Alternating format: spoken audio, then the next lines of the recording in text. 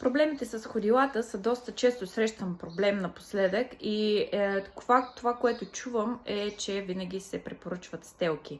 Защо стелките не са добри? Защото когато ходим с стелки, това означава, че правим мускулите на стъпалата мързеливи.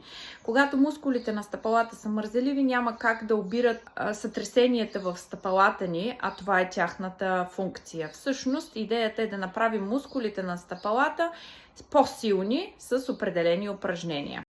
Упражнение номер 1.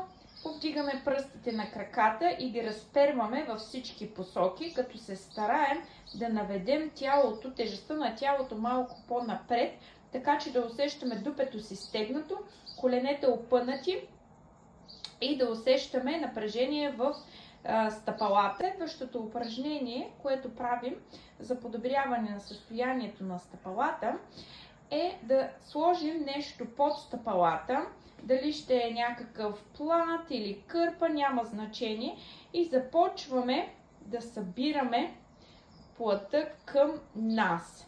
Ще усетим колко слаби са мускулите на краката, на стъпалата, колко дори пръстите могат да започнат да се крампират. Това означава, че мускулите ни са много слаби, а носим ли стелки, това е 100% задължително. Правим само единия крак, като се стараем да натискаме всички пръсти към земята и да събираме плата към нас. Трябва да усещаме напрежение в пръстите и в тази извивка в свода. Продължаваме с следващото упражнение.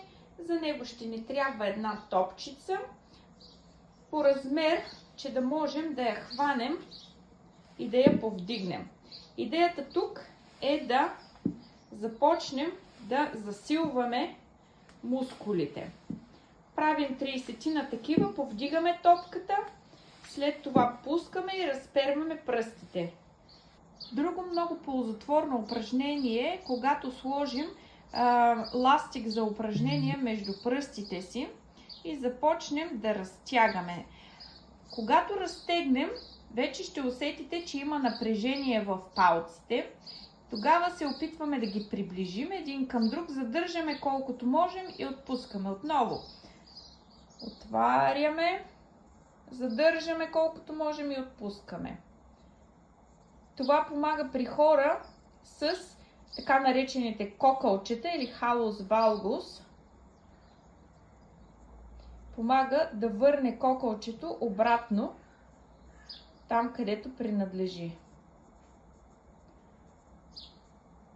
Отначало това може да е много болезнено при хора с различни изкривявания в стъпалата, така че започнете плавно, без болка, така че да има приятно усещане, но не силна болка. Сега пак казвам, че когато има изкривяване, най-вероятно ще има болка, но гледайте да е търпима.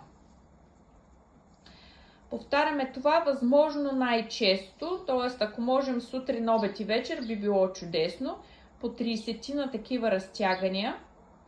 Ако не, дори 10 ще са по-добре от нищо.